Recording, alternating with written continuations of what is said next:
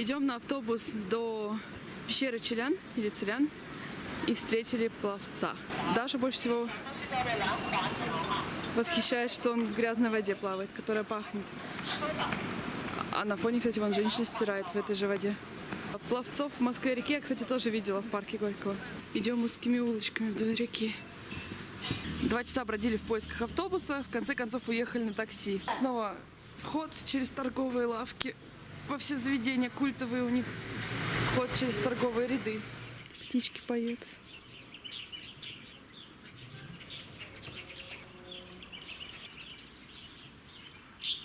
Идет 10-й день путешествия, и мы впервые видим солнце. Все время был либо смог, либо облачный смог.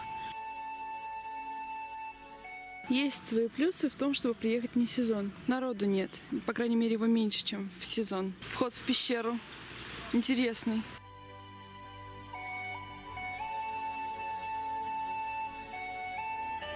У него такие цепи, конечно, мощные. Мы рановато приехали, нам сказали, через полчаса откроются. Сейчас где-то 8:30, наверное.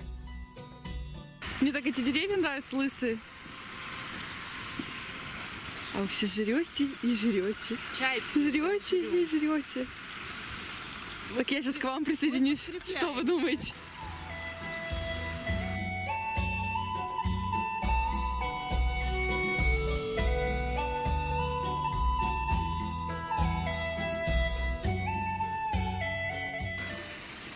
И так всю дорогу. Нас уже узнают, говорят, ой, мы вас видели много раз. И на Иру смотрят, тебя мы особенно запомнили. Я камеры стесняюсь и постоянно подгыгыкиваю в конце каждой фразы. Потом, когда редактирую, мне себя слушать противно. У меня, в принципе, себя слушать противно, но из-за этих гы-гы-гы-гы в конце особенно неприятно становится.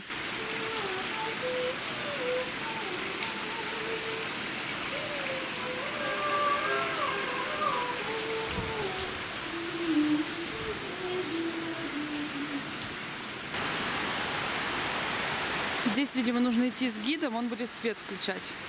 Вон нас уже подгоняют. К нам подошли, сказали, на обратном пути пофотографируйте вход. Если в пещере Желтого дракона подсветка была постоянной, то здесь она включается гидами.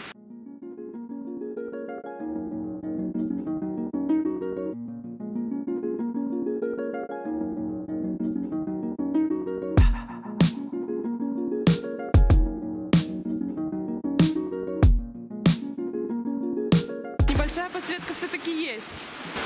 Ой, у меня запотела камера.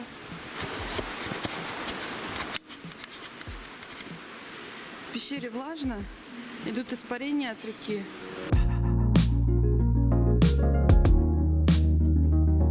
Не знаю, зачем экскурсовод так нас за собой звала и не давала фотографировать снаружи.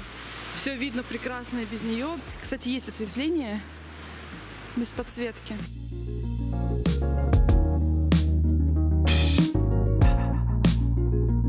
Меня, кстати, перестало расстраивать то, что они разноцветными огнями подсвечивают своды. Но иногда прям сильно перебарщивают, как новогодняя елка. О, вот вы где, вы сзади. Я думала, вы впереди. Я не вижу необходимости в гиде, если честно.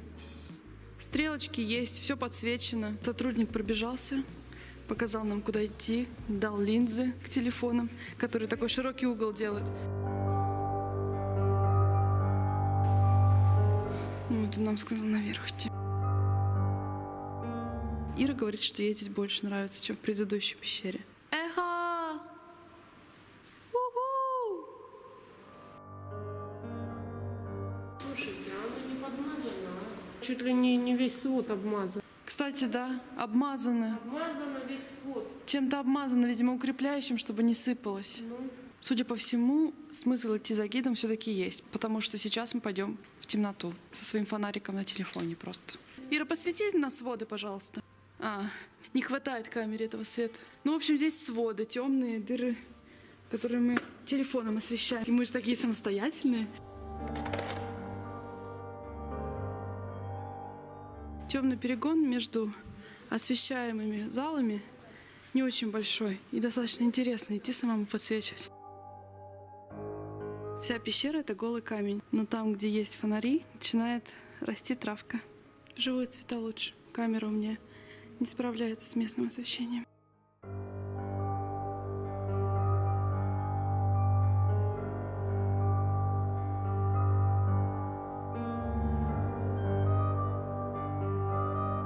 В плане сталактитов здесь намного интереснее. Их здесь изобилие. И есть еще поверхности, похожие на коралловые рифы. Кругом валяются обломки. Не хотелось бы попасть под один из них.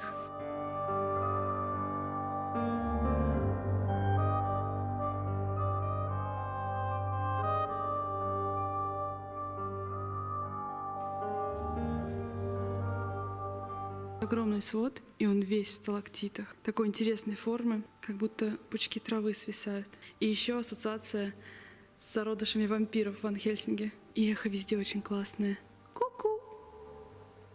Хотелось как сова сделать, но я не умею. Привет!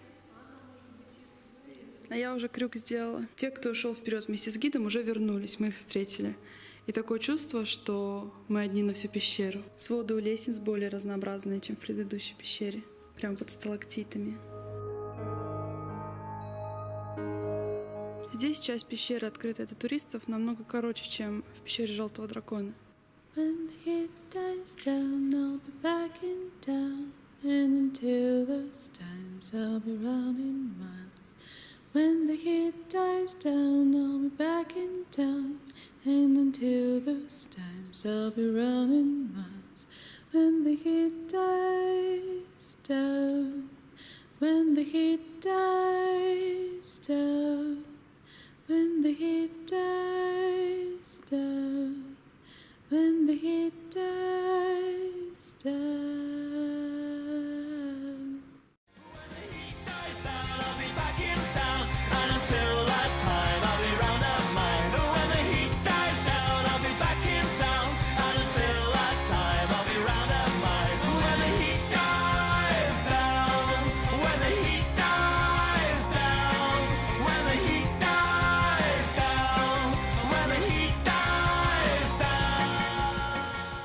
Со дна реки бьют теплые ключики, поэтому вода парит. Здесь воздух очень влажный. Фокусируйся, давай. Мне нравятся вот эти большие гроты, и в них лесенки, мостики. Что в предыдущей пещере, что в этой. Море. Пришли к очередному темному коридору. Ты как знаешь, при аварийном свете. Я сейчас как раз метро читаю. Они там живут при аварийном свете. Вышли в светлое место. Красиво идти без света мне нравится. Не знаю, как бы я шла одна без света, насколько бы сильно мне это понравилось. Здесь низко я рюкзаком весь потолок собрала. Красиво-то как. Красиво.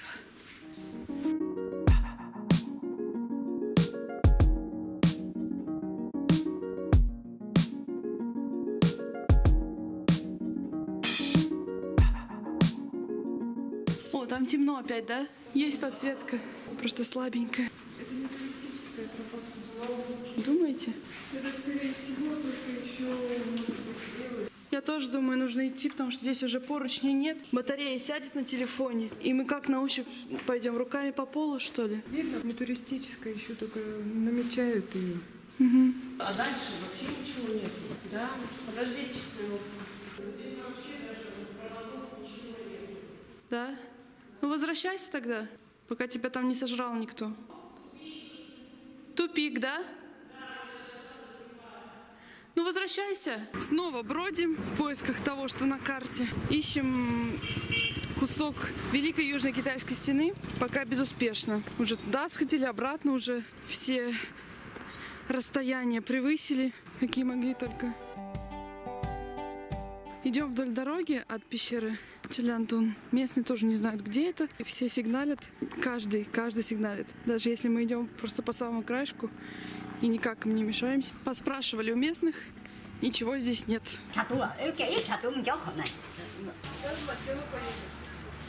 В пещере мы доехали на такси за 30 юаней, а обратно едем на автобусе за 1 юань. Вернулись в Фэнхуан, остаток дня будем гулять по городу.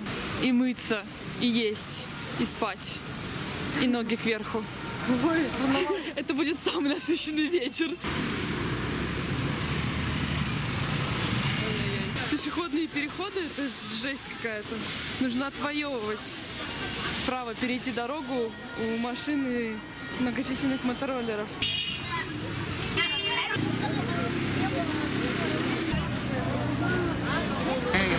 Прямо сквозь толпу едут. Это без них тесно на самом деле. Наша улица на солнышке по-другому выглядит. Никогда бы не подумала, что в Китае проблема купить рис вареный может возникнуть. Сейчас идем одни лапшичные, риса ни у кого нет. На улице хорошо, когда ты в зимней куртке. Но все равно потеплело, было холодно даже в зимних куртках. А теперь просто прелестно. Чувствуется, что мы на юге. Отдыхаем. Покажи пар. Я как будто бы иду. Мы идем за вчерашней карамелью. Все, можно идти. А картинка-то на месте. Мы идем по своим любимым закоулкам в банк и за карамелью. Такие щели. Ну это, кстати, еще широкая улочка. У Иры на лице безудержное веселье просто. Безудержное веселье. Да. Она просто визитная карточка нашего путешествия. Теперь хорошо будет снимать, потому что у всех рот занят, все будут молчать. Не будет приставать ко мне. Хэнхао. Сеся. Какой-то зверечек такой, грызун. И тоже на съедение. Эй, малыш. Ворота на ремонте, а за ними гора украшена. Все, дискотека начинается. Причем сколько времени? Рано ведь еще. Часов 7, наверное. Ой, прямо камеру включили. Такая скромная девочка. Да хорошо, будет размазано, красиво.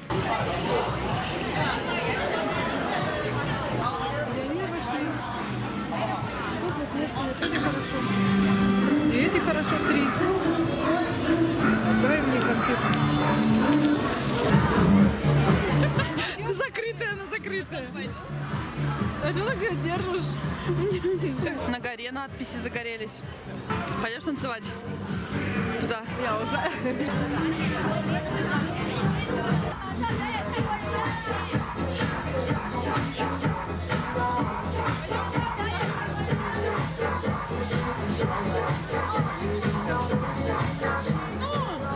У тебя дресс-код на лице весь. Я же вижу, с какой тоской ты смотришь туда. Пойдем. Не видишь, даже заманивают тебя? Да, они вот нашу иностранку заманивают. Весь основной расколбас недалеко от нашего отеля. Вышли на набережную. На нас сразу же набросились с предложениями заплести божественные разноцветные косички. Что ты как замороженная? Давай, в движении, чтобы было все. Ты не свались только туда. Мы думали, основная дискотека там возле нас, но здесь тоже вон, вдоль реки все заведения со светомузыкой. Бары. Ну, у нас там они тоже бары крохотные. Они, видимо, ночью превращаются в клубы.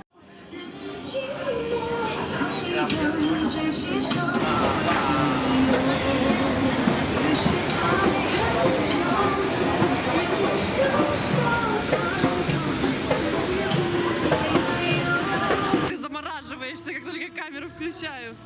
Прыгай, давай, танцевай. Мы решили, что нам срочно нужна грань, поэтому Даша у нас теперь местная красуня. Не слышишь, что она?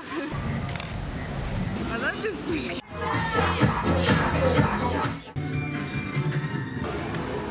О, батарея садится. Мы, короче, тусить, а батарея садится. Пока. Караоке.